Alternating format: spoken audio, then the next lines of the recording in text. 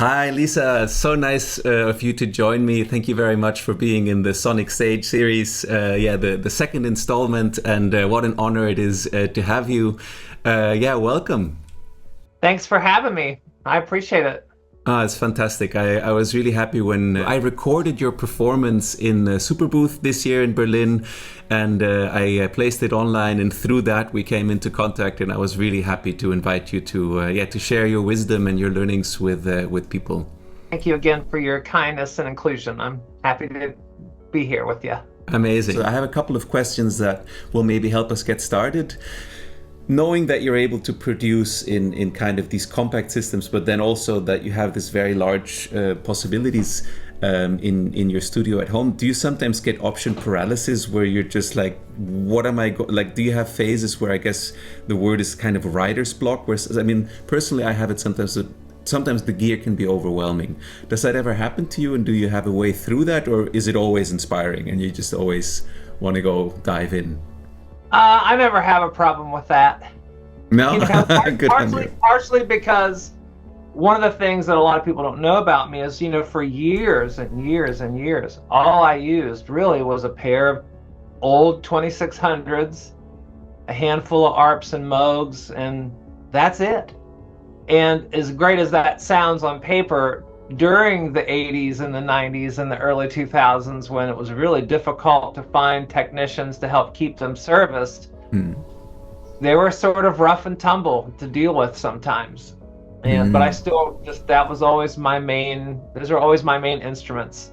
I had Prophets, I had a wide variety of other types of things too. But when I went full modular and sort of moved away from having the majority of my instruments being vintage per se, there's a consistency in this studio that really lends itself to great momentum of composing. Whenever I get the chance to do it, then I have the possibilities to take any one idea or one detail and refine it to the sheerest point.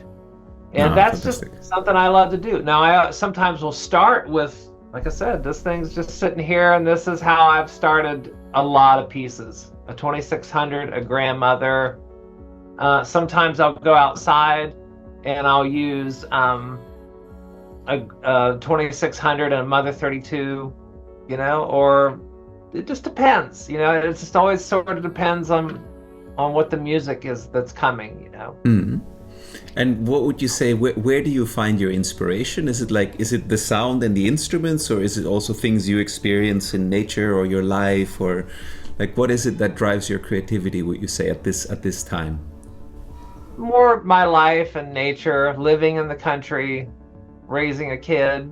That sounds probably maybe obscure to a musical community, but it's a big part of how my process works. The music always comes quicker and with less resistance when I'm out of the way of it. And so having Yes. this other aspect of my life allows me to feel this great freedom and excitement to sit down and compose something with these instruments and with this process. I love the process of modular synthesis. Always have. It's always been sort of it's like knitting or drawing or reading. There's a sort of there's a layer of consciousness that one gets into when you really are finding your Amazing. flow in the Well, compositional process or improvisational process. so that's a super interesting topic. If you don't mind, I'd love to delve into that a bit. So, you mentioned the state of flow during composition and getting out of the way of music, which of course is I absolutely agree. Can you share a little bit more about like for example, how did you discover this when you were starting out, and do you have any techniques to go into that space consciously, or is it something subconsciously that you do? Absolutely. Well, one thing to remember is I started out as a musician first and playing a wide variety of instruments and learning, a wide variety of techniques and facilities to be able to play those instruments and to relate to other contributors of an ensemble. That was a huge chapter of my life, really, to have that opportunity many times. And that taught me how to find flow in a wide variety of different situations and demographics. And that applies with this as well, except it's just I'm the one responsible, which is liberating in one way, but there's also a sort of pressure that comes along with it.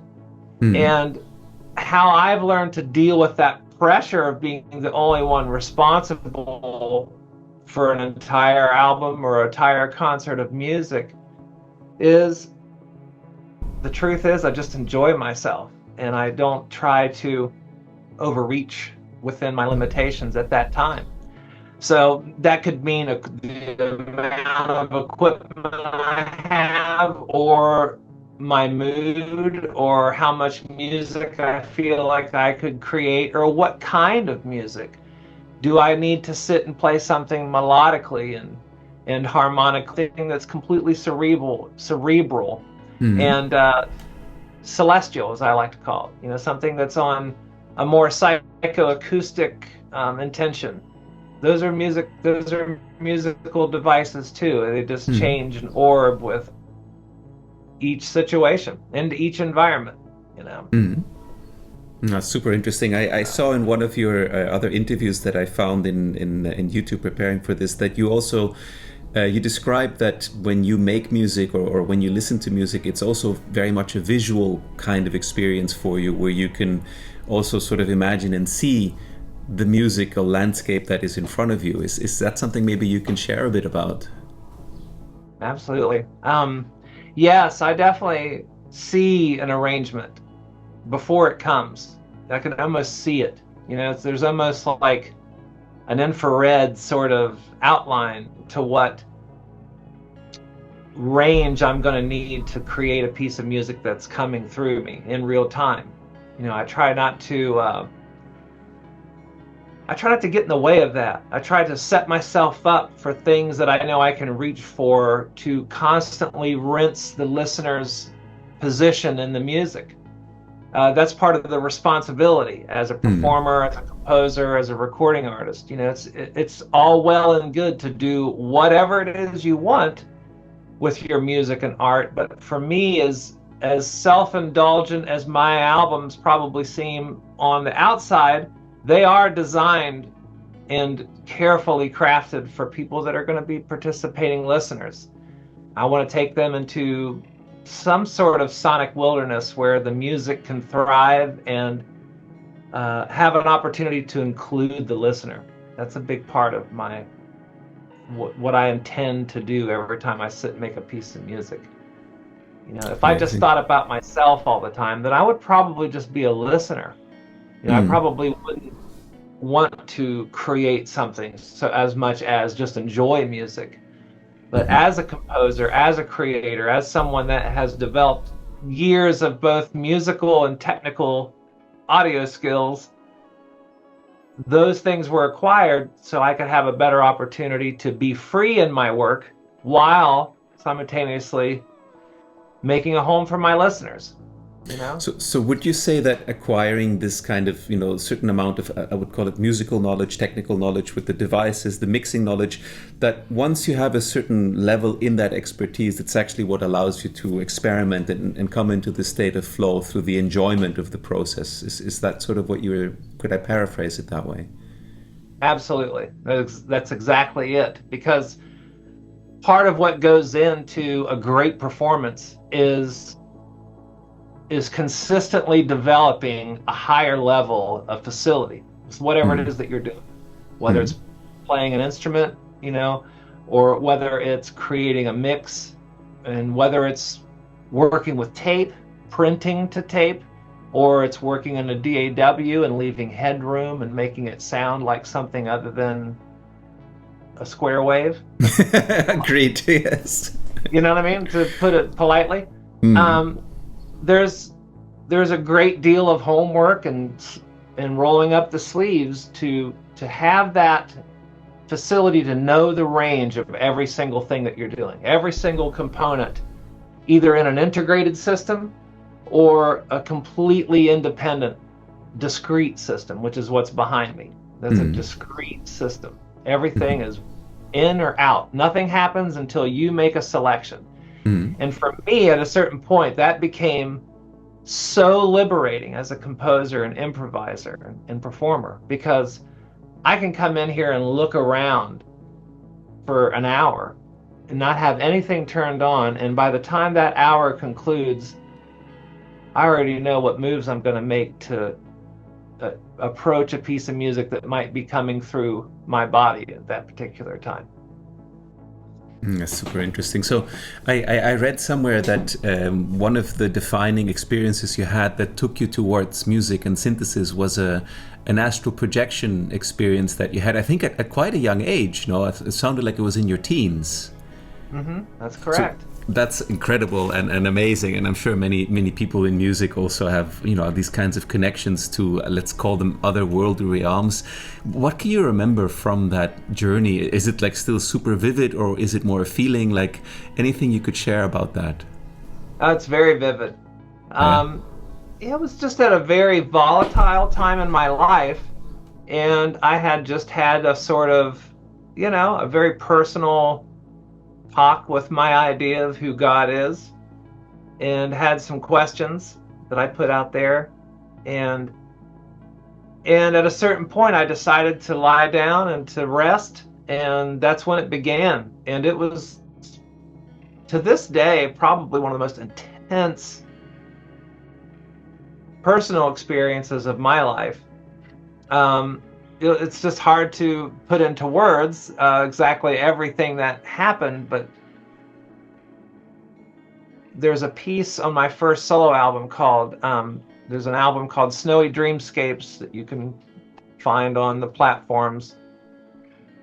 And this was just a few years after that experience, and I did a piece on there called Correlative Moons.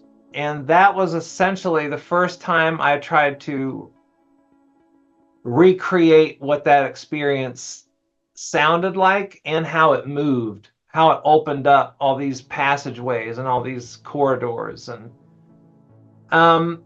part of probably what had an influence on that experience was I was doing a lot of reading about transcendental meditation, as well as went deep into this author named Robert Monroe. And he had discovered this gift of astral projection, and his 3 books are all extremely widely different on this subject, and it's a wonderful progress for someone who's just a sort of, you know, a salt of the earth person. You know, I think he ran a construction business and worked at a radio station, you know, so he didn't set out to be some you know, author per se. This started to happen to him, and he didn't know how to deal with it, because, you know, at that time, confessing to such an experience would probably get you, you know, shock treatment in this country back then. You know, so he started to keep a diary, and, you know, basically started to practice it, started to try to harness some sort of clarity of awareness and control about it to some degree. Yeah, very fascinating set of books. Robert Monroe, Journeys Out of the Body, Faraway Journeys, and Ultimate Journey. Highly recommended. I've read one of his books, and indeed have also had lucid dreams myself, and it's an incredible experience. And it's true, the more you open yourself for it, the more it actually can happen also. And I have phases sometimes of a few months where I would have spaces like that, and it's very incredible experience. I think it liberates you from remembering or being bound by what your mind thinks is possible in this realm, because I think as musicians, probably anyone that's watching this, you know, knows that there's a certain aspect about reality, and it's sort of shown when you make music that is beyond the linear sort of cause and effect, and the way things happen is logical and like this, that, and the other. So I guess you could call it a certain element of magic, or maybe soul that lives in music and that comes through us when we play music. Is that something that you felt connected to from the very beginning, sort of this magical element in the process of creativity and being a musician? And because I've read a little bit on your pages and stuff, and these topics come up a bit. There's like from what I read, it feels like an element of magic and of a connection to, I don't want to call it the occult, but just sort of the non-typical stuff that happens on this plane, right? Is that something that's important to you? Sure. I mean, I believe that, there is a level of miraculous things that can happen within a person, within one's life, within their intentional purpose, with what they're afraid of. All the above, I think can be part of one's journey. And I mean, I wouldn't necessarily call it the occult. I mean, that's kind of what it is in one way, but I would say that the supernatural, that's a better word, yes, is to me sort of this, broad landscape of, what is possible, with Agreed. miracles, with one's spirit, with a wide variety of things that we go through in life. and that cute, you have a kitty also. and that we can manifest, right, as creators and as human beings. It can be on any level. Exactly. And we have the opportunity to communicate with this, with one of the few languages that everybody understands in some way. Someone can feel your intention about something through music. They can also feel how talented or how smart you are, I guess, also. But for me, I'm more of a soulful person. I want to feel connected, and I want to offer some sort of safety for the journey of getting inside of the layers of the mind and of how it reacts to music and sound.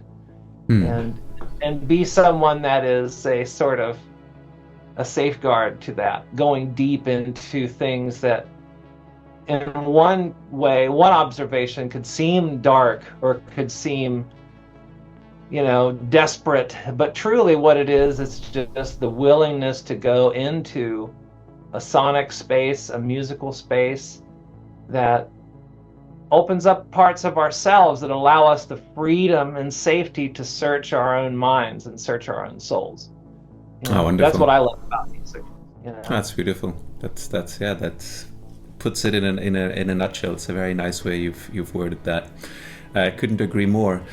So maybe to use this time also to ask you some questions maybe that could help maybe people that are starting out on their musical journey. Is there any advice, or if someone coming to you for advice, asking for mentorship or how to get started with their music career, they feel the call, what would you advise them to do or to focus on or perhaps even to ignore? If you really want to get good at something and you really want to have it be a part of who you are as a person, your personality. You want your personality to have the opportunity to be evoked through whether it's a musical instrument, a piece of technology. I mean, that comes down to bench time. You go to bed later, you get up earlier, you put in the time, and you do what it is that serves your greater creative purpose. To me, that's the most important part. If you are clear about what your intentions are with your creative purpose, well, then you're going to save more time learning simply what facilities to attain and to harness to have that opportunity each time. That's the thing, is to not have any lag, no resistance. When it's time for me to perform or it's time for me to record, I don't want any resistance from myself or from anything around me. And so I have spent a lot of time figuring out how to do that with the tools in my midst, Practice. Yes, agreed. It's in the end, it's very much a matter of somehow making it happen and finding the time in the day to focus on your creativity and your art. even with full-time jobs, or as you and I, we have families, we have children, but still there has to be a way. When one has to look for the way to make it happen. Yeah, a lot of people don't realize, I spent many years doing doubled life, Mm. full-time jobs as well as composing, recording, mixing, co-owner of a couple of different studios, live sound, tons of session work as a musician in different musical environments, some great, some not so great. But that's how I paid the bills, and that's how I allowed myself the opportunity to, every time that I would go and do something with music, I didn't sleep on it. I always stayed present in the moment, and there's always something to learn. There's always something to gain from every musical experience. Agreed. So. Touching on what you just said, that you didn't sleep on things, is part of your creative process, or generally speaking, if you get an inspiration or an idea, are you looking for a way to go into it quickly and to make it real quickly, or can you have an idea and leave it for months and then work on it when the situation allows for it? Both. Yeah? Yeah, absolutely. There's two different ways to look at that. Some pieces of music are literally, I'm going to sit down and I'm going to do it, and that's it. And there's a lot of records of mine that are like that. Like ESP is one of those records where it's just literally dial it up, record it, perform it, mix it, it's done. Mm-hmm. There's a lot of albums that are like that, and that's part of being a tenured live musician for many years. Having that sort of attitude that, okay, whether it's the curtains pulling open on a stage, or if it's hitting the red light on a tape machine, I'm going in and I'm not coming out until it's done, and it's right. And I would rather prepare extensively and then perform it once or twice than sit and layer after layer after layer. And that's okay, but that's not how I do momentary music. Now, the other side of that coin of what you're asking is, yes, there's definitely pieces of music of mine where, and in fact, the next album I release coming up is one of these albums. And that is, it could take years. I could start a process, and it could be on paper, it could be, on tape, but then it might be another year. Every year I'll go back and listen to it until I feel like I'm at a place in my journey to add to it, or to make it have continued. Maybe I wasn't ready to finish it. There's an album of mine called American Watercolors that's like that, where the bulk of that album was done, I don't know, a year prior to it coming out. And I had clear intentions of the pieces, and some of the things were very composed. And then there were sections of improvisational, implementation, and a vehicle for implement. There's some solos, Moog solos on there that they're intended for that.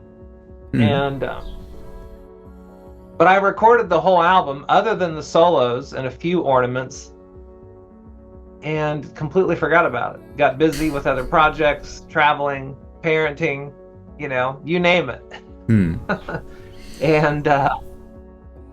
And then I opened up the sessions again. I was like, wow, I wonder how this sounds, if this is any good or not, and listened to it, and I thought, wow, this is really beautiful. And this is each of the songs represent a place that I love and experiences there.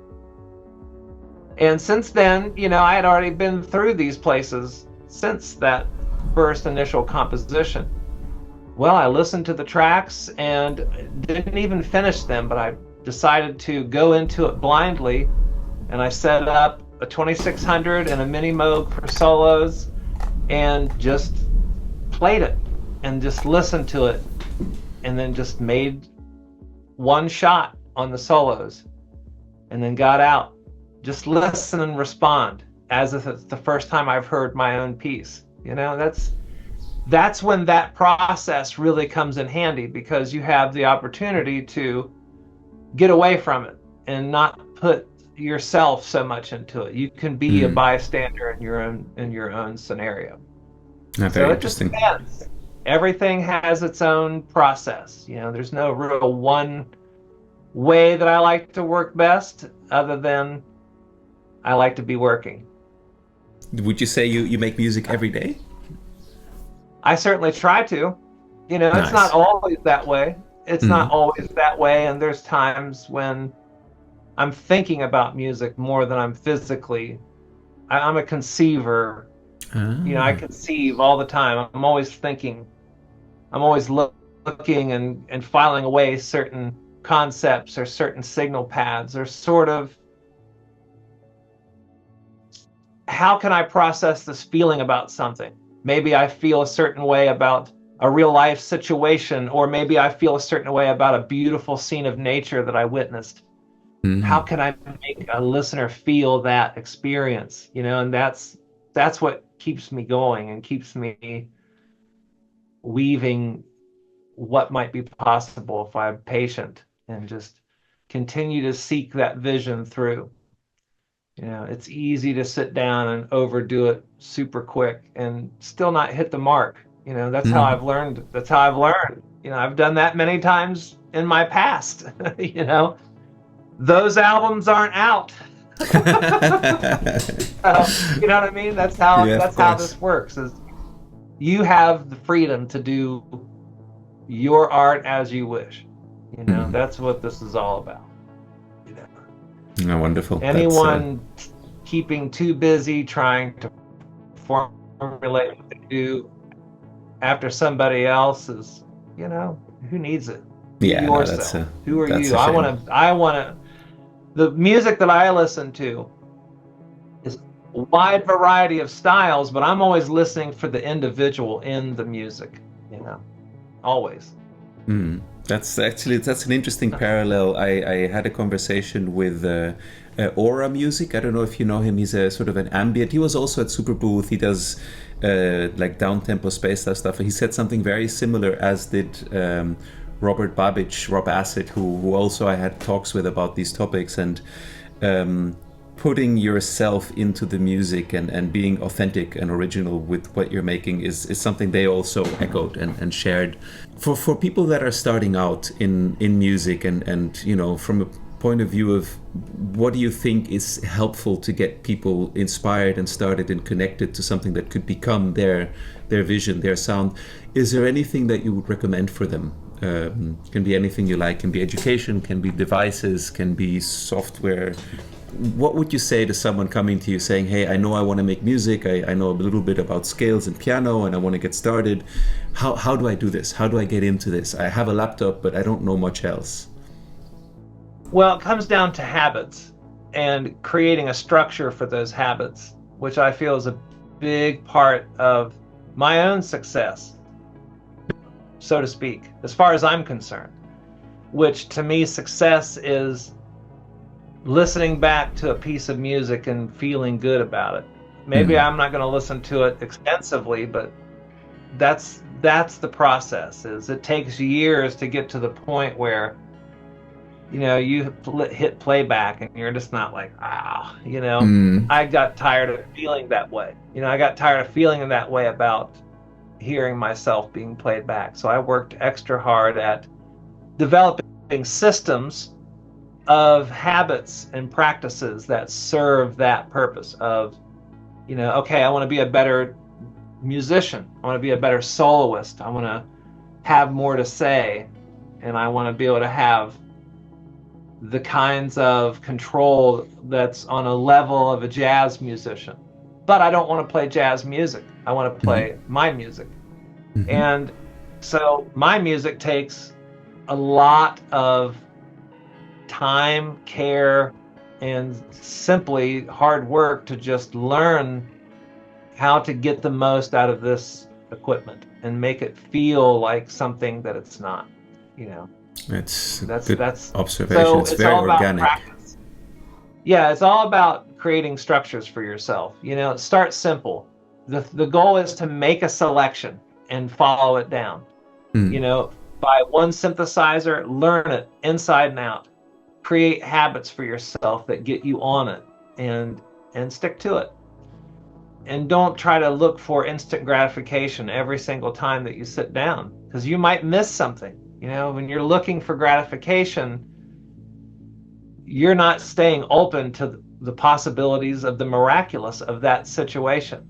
So, sit down with your instrument, or learn your software, or a tape recorder, whatever it is. Sit down and dedicate yourself to that for a certain period of time. Manually write things down. There's a ritual there's a ritual and a sacred contract that happens when you write down data by hand. Mm-hmm. Whether it's pieces of music, lyrics, the idea of an arrangement, the idea of an album or a piece of music, or writing down the technical status of something that you learned on a piece of equipment. These things summon us and put us in this practice, this sort of circulus of learning and attaining and giving. We give of ourselves through the attention and intention of what it is we want to do. And through that giving, we receive a wealth of information, personal and emotional validation, as well as awareness, awakenness. All this comes from giving oneself to the practice of the art. And it's yours to do with what you want. That's what I love about it. There's no rules. Sure, people have made rules, but they're simply just, traffic lights for what is possible and where you could take something, any particular concept. Wonderful. That's a fantastic ending note. I think, Lisa, there's not much more I think that anyone could add to that, really. Thank you so much for taking the time today to share with us and to share from your wealth of experience. It was really, really a pleasure to speak with you. The pleasure to speak with you too.